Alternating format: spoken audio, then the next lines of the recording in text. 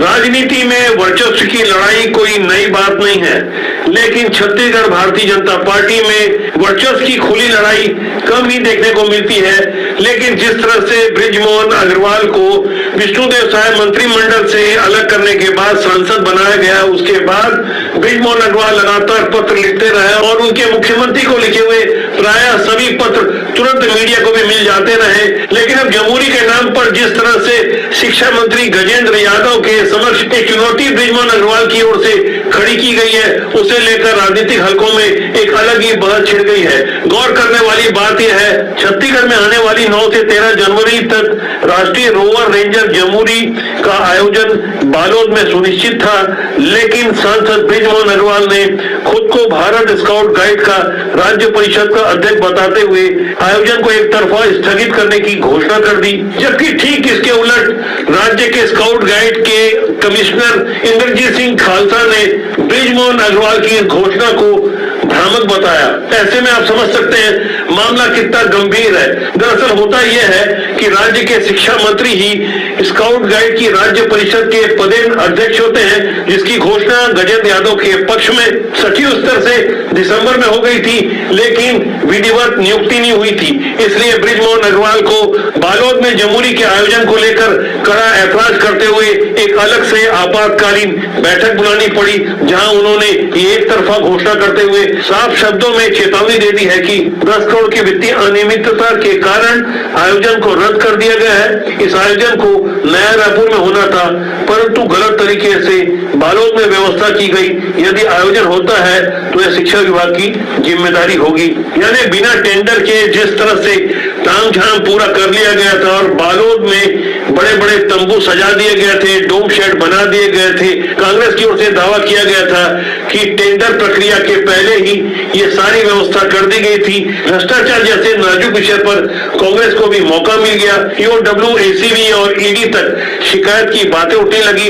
दरअसल कांग्रेस हमेशा से छत्तीसगढ़ में भ्रष्टाचार के मुद्दे पर बैकफुट पर नजर आती है। मौजूदा हालात में भ्रष्टाचार के मामले में सबसे कमजोर कड़ी भूपेश बघेल माने जाते हैं, जिनके करीबी मंत्री कवासी लखमा अभी भी जेल में हैं और भूपेश बघेल खुद कई आरोपों में घिरे हुए हैं। ऐसे में समझना होगा कि आखिर बृजमोहन अग्रवाल चाहते क्या हैं और छत्तीसगढ़ में भारतीय जनता पार्टी की जिस तरह से राजनीति फिलहाल चल रही है, जिस तरह से सरकार चल रही है, नए नए प्रयोग किए जा रहे हैं, कुछ अच्छे रिजल्ट भी सामने आ रहे हैं, लेकिन ऐसे ही नए नए प्रयोगों को साफ तौर पर नामंजूर करते हुए बृजमोहन अग्रवाल राज्य सरकार को पत्र लिखते हैं। मुख्यमंत्री को उन्होंने 2 दिसंबर को जमीनों की कलेक्टर गाइडलाइन के मुद्दे पर अपनी ओर से कड़ा ऐतराज प्रकट करते हुए पत्र लिखा। वो पत्र भी मीडिया को आ गया। यह समझना होगा बृजमोहन अग्रवाल का छत्तीसगढ़ भारतीय जनता पार्टी की राजनीति में कद इतना बड़ा है कि उनकी किसी बात पर खुलकर ऐतराज नहीं किया जा सकता। वैसे इस बात में भी कोई दो राय नहीं कि छत्तीसगढ़ में भाजपा के सबसे कद्दावर नेताओं में बृजमोहन अग्रवाल का अलग से ही नाम आता है। सन 1989 से पहली बार विधायक बनने के बाद उन्हें पटवा मंत्रिमंडल में शामिल किया गया था। उसके बाद जब छत्तीसगढ़ का निर्माण हुआ तब जनवरी 2001 में नेता प्रतिपक्ष को लेकर एक स्वाभाविक से दावेदारी बृजमोहन अग्रवाल की थी, लेकिन शीर्ष नेतृत्व नंद कुमार साय के नाम पर आम सहमति चाहता था। उसके बाद एकात्म परिसर में जो अप्रिय हालात निर्मित हुए, तोड़फोड़ की स्थिति आ गई, आगजनी की स्थिति आ गई। ऐसे विषम हालातों को शायद छत्तीसगढ़ भारतीय जनता पार्टी कभी याद रखना नहीं चाहेगी।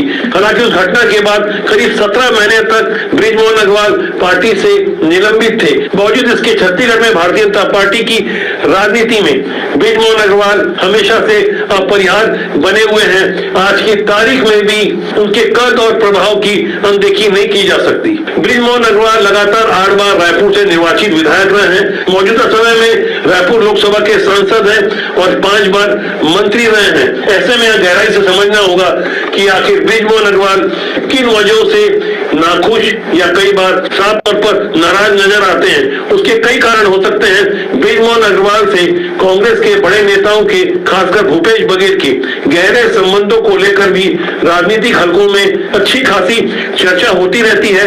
वैसे पुराने दौर की राजनीति को समझने वाले अच्छी तरह से जानते हैं कि विचार भिन्नता के बावजूद विरोधी दल के नेताओं से अच्छे संबंध रखना कोई बुरी बात नहीं है, लेकिन जैसा कि राजनीति में होता है, उन्हीं के दल के कुछ लोग जो बृजमोहन अग्रवाल के विचारों से इत्तेफाक नहीं रखते, जाहिर तौर पर उनकी ओर से कुछ अलग ही सुगबुगाहट होती है। धीरे धीरे वो विरोध के स्वर कहीं न कहीं मीडिया तक पहुंचते हैं और मीडिया के कंधे पर बंदूक रखकर निशाना साधने की कोशिश होती है। ऐसी राजनीति हर दल में होती है, लेकिन बृजमोहन अग्रवाल जिस तरह से फिलहाल जमहूरी के मुद्दे पर खुलकर अपनी ही पार्टी के विरोध में खड़े नजर आ रहे हैं, तो वहां यह भी गौर करना होगा कि मौजूदा शिक्षा मंत्री गजेंद्र यादव इस बारे में क्या कहते हैं। गजेंद्र यादव को शिक्षा मंत्री बने ज्यादा समय नहीं हुआ है। गजेंद्र यादव के इस मुद्दे पर साफ तौर पर कहना है कि कहीं कोई भ्रष्टाचार नहीं हुआ। स्काउट गाइड का साल भर का कार्यक्रम पहले से तय रहता है। भारत स्काउट गाइड की ओर से छत्तीसगढ़ के लिए प्रस्ताव आया है। जेम पोर्टल से कलेक्टर की अध्यक्षता में 5 करोड़ का टेंडर हुआ है। जो भी आरोप है वो मिथ्या है। सरकार को बदनाम करने के लिए ऐसा किया जा रहा है। गजेंद्र यादव के इस वक्तव्य को नई दुनिया ने फ्रंट पेज पर प्रमुखता से छापा है, लेकिन यह गौर करना होगा जो हेडिंग लगाई है वो अपने आप में काफी कुछ कहती है। इसमें लिखा है बृजमोहन बनाम गजेंद्र सिंह की जमहूरी, और नीचे के लाइन में लिखा है कुर्सी की लड़ाई सांसद ने रद्द किया, मंत्री के समर्थन में उतरे स्काउट गाइड के आयुक्त। ये हेडिंग बहुत कुछ कहती है। समाचारों में हेडिंग और थंबनेल का एक अलग ही महत्व होता है, जहाँ सब कुछ खुलकर नहीं कहा जाता, लेकिन समझने वाले सब समझते हैं। एक तरफ गजेंद्र यादव जमहूरी को लेकर अपनी ओर से जेम पोर्टल की दलीलें दे रहे हैं, दूसरी तरफ बृजमोहन अग्रवाल के समर्थक सोशल मीडिया में कुछ अलग ही मोर्चा संभाले हुए हैं। ऐसी लड़ाई का नतीजा और असर हर कोई समझता है, लेकिन प्रतिक्रिया हर कोई नहीं देता। बृजमोहन अग्रवाल जब नई सरकार बनी थी, विष्णुदेव साय सरकार में मंत्री बनाए गए थे, वो ऐसे कम सीनियर लोगों में से थे जिन्हें मंत्री बनाया गया था। बृजमोहन अग्रवाल को जल्द ही लोकसभा में जाना पड़ा। ऐसा माना गया कि जो विचार भिन्नता थी वो मंत्रिमंडल को रास नहीं आ रही थी, और बृजमोहन अग्रवाल का कद इतना बड़ा था कि उन्हें डिक्टेट करना बहुत मुश्किल था। जिस तरह से उन्होंने फरवरी 2024 के बजट सत्र में अपनी ओर से एक तरफा घोषणा कर दी थी, जब वो शिक्षा मंत्री थे, कि 33,000 शिक्षकों की भर्ती की जाएगी, बहुत जल्दी भर्ती होगी, इसके लिए प्रक्रिया शुरू हो रही है। ऐसा कहते कहते उन्होंने यह भी समझाया कि वित्त मंत्रालय और मुख्यमंत्री कार्यालय से इसका अनुमोदन शेष है। उसके बाद लोकसभा की आचार संहिता लग गई और बृजमोहन अग्रवाल सांसद चुन के आ गए। 4 जून 2024 को जब लोकसभा की आचार संहिता समाप्त हुई, उसके बाद स्पष्ट हुआ कि कैबिनेट की ओर से फिलहाल 33,000 शिक्षकों की भर्ती का कोई प्लान नहीं है। ऐसे में यहाँ यह बात स्पष्ट हो जाती है कि बृजमोहन अग्रवाल ने विधानसभा में पत्रकारों को जो जानकारी दी थी वो बिना कैबिनेट की मंजूरी के दी थी। यहाँ यह भी गौर करना होगा कि 33,000 शिक्षकों की भर्ती का सीधा मतलब होता है, यदि एक शिक्षक पद के लिए भी 100 अभ्यर्थी तैयारी कर रहे होंगे तो इसका सीधा मतलब है 33 लाख अभ्यर्थी, 33 लाख युवा सीधे तौर पर इंतजार कर रहे थे, मेहनत कर रहे थे, तो कहीं ना कहीं वो 33 लाख युवा असंतुष्ट होंगे, जिसका साफ तौर पर असर फिलहाल सोशल मीडिया में नजर आ रहा है, जिसका गुस्सा साफ तौर पर ओपी चौधरी के विरुद्ध देखने को मिल रहा है। जिन हालातों में बृजमोहन अग्रवाल अपनी बातों को खुलकर रख रहे हैं, साफ गोई से पत्र लिखते हुए सीधे तौर पर उसे जनता से कनेक्ट करने की कोशिश कर रहे हैं, अंदर खाने भारतीय जनता पार्टी में कहीं न कहीं इसे असंतोष के रूप में देखा जा रहा है। पार्टी का शीर्ष नेतृत्व इस पर निगाहें बनाया हुआ है।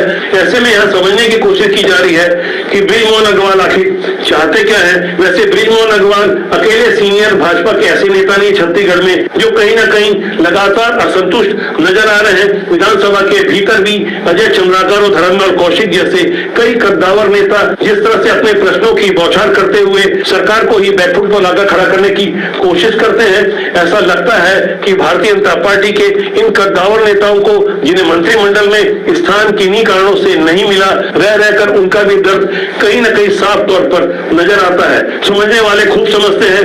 राजनीति की ऐसी भाषा आम आदमी भी अब समझने लगा है।